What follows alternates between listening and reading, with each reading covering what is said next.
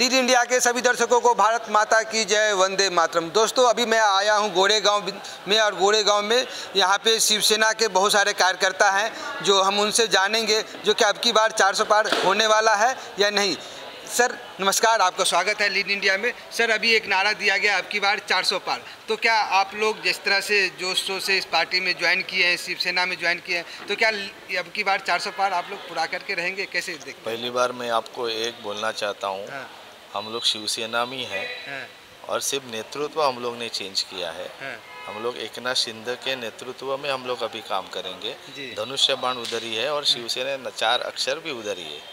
आप पहले बात एक समझ लो। दूसरी बात, अब की बार 400 पार तो श्योर है, 100% अब की बार 400 पार होने वाला है। और सबसे बड़ी उत्तर पश्चिम जो मतदार संघ है उसमें हम लोग की जीत 100% है आमची जीत। सर चलिए, जीत पक्का हो जाए, आप जीत के आए, हम आशा करते हैं, हम आपको भगवान से विनती करते हैं कि आप लोग की कथन सत्य हो जाए। सर लेकिन कैसे देखते हैं, अगर आपको तो सब बोल रहा है कि ये गद्दार की पार्टी जो हो गया है, गद्दारों की पार्टी है, आप चोरी कर लिए, हमारे चोरी करके आप इस तरह की पार्टी बना के खड़े हो गए हैं, हमें धोखा दिया है, धोखेबाज है, तो आप उस चीज़ों को आप कैसे देखते हैं? देखो ऐसा है, आप जो बोल रहे हो गद्दार है, धोखेबाज है, आपने आज मीटिंग आपने अटेंड किया, पूरा हॉल खचाखच भरा था।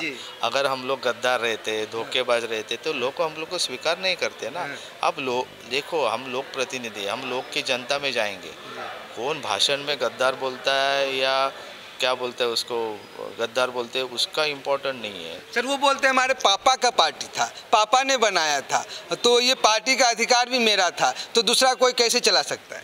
नहीं, ऐसा नहीं है। देखो पार्टी पार्टी रहता है, बराबर है ना। अभी धनुष्य बाण और अपना शिवसेना का चिन्ह किसके पास है? बाला साहब ने जब भी धनुष्य बाण चिन्ह करके हम लोग को दिया था, वो धनुष्य चिन्ह पे हम लोग निवडणूक लड़े थे 20 साल और वो चुन के आए।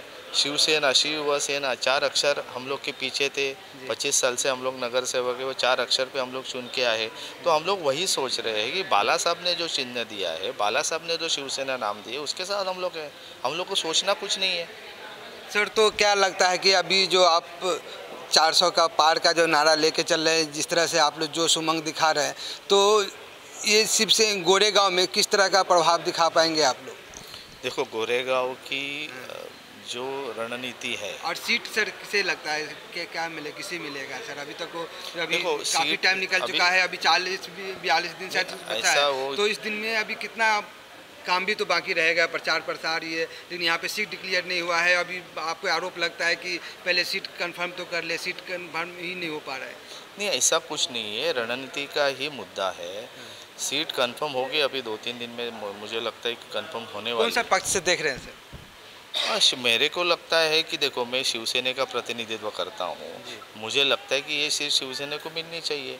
और इसका जो डिसीज़न है वो हमारे मुख्यमंत्री सन्माननीय एकनाथराव शिंदे, देवेंद्र फडणवीस जी, ये साथ में मिलकर डिसाइड करेंगे। और मेरा तो एक ही सिद्धांत है, हमारे सभी कार्यकर्ता का एक ही सिद्धांत है, हम लोग उम्मीदवार को नहीं देखेंगे, जो उधर से हम लोग को उम्मीदवार आएगा उसमें हम लोग। अगर संजय निरुपम जी अगर ज्वाइन करना चाह रहे हैं, जिस तरह से अगर वो ज्वाइन कर लेते हैं तो एक्सेप्ट करेंगे क्या? देखो, संजय निरुपम जी जुने नेते हैं, अच्छे नेते हैं और कर्तव्यगार नेते हैं। उनका भाषण में भी सुना हूँ, उनकी जो लोगों के प्रति जो बात करने का ढंग है वो भी मैं सुना हूँ।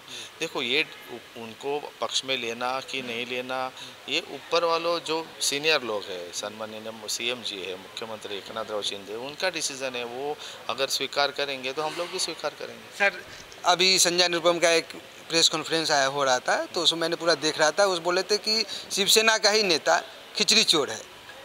तो सर कैसे देखते हैं, अगर शिवसेना का नेता खिचड़ी चोर है, हम भी शिवसेना में हैं, तो सर अगर कैसे इस चीज़ को? नहीं, एक चीज़ आपको मैं बताता हूँ। जब भी कोरोना था तो मैं एक सामान्य कार्यकर्ता था तभी, और मेरे सभी जो कार्यकर्ता है सामने, जो 2 दिन हम लोग को समझ में नहीं आ रहा था कि एग्जैक्ट हो क्या रहा है, कोरोना का जो वायरस है उसका इफ़ेक्ट कैसा हो रहा है, और लोगों की डेथ हो रही थी।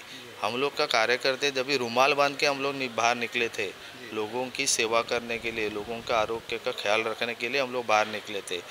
तभी हम लोग एक ही सोचते थे कि खिचड़ी कैसे बांटी जाए, हम लोग एक ही सोच रहे थे मेडिसिन कैसे दिया जाए, हम लोग एक ही सोच रहे थे कि धान्य लोगों के पास कैसा दिया जाए।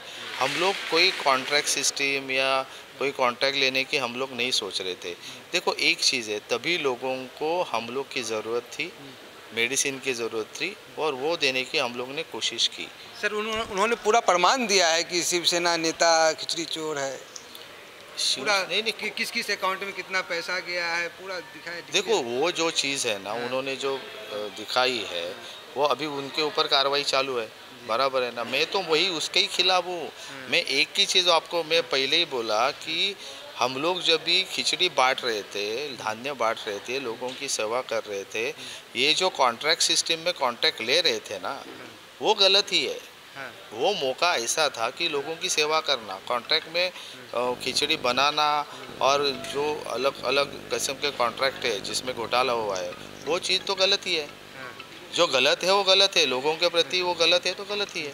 सर ये एक आरोप है कि शिवसेना में जो लोग ज्वाइन हुए हैं ये ईडी सीबीआई के दबाव में हुए हैं, करप्ट लोग भी हुए हैं और ईडी सीबीआई लोग के दबाव में। तो आप क्या मानते हैं कि ईडी सीबीआई भी काम कर रही है थर्ड पार्टी बन के? एक चीज़ है, ये यंत्रणा है, बराबर है, इनकम टैक्स है, ईडी है, सीबीआई है, ये किसी के अंडर काम नहीं करते, ये अपनी खुद की एक यंत्रणा है और उस हिसाब से जो दोषी पाएगा उसको सज़ा होएगी, जो दोषी नहीं पाएगा वो रिलीज़ हो जाएगा।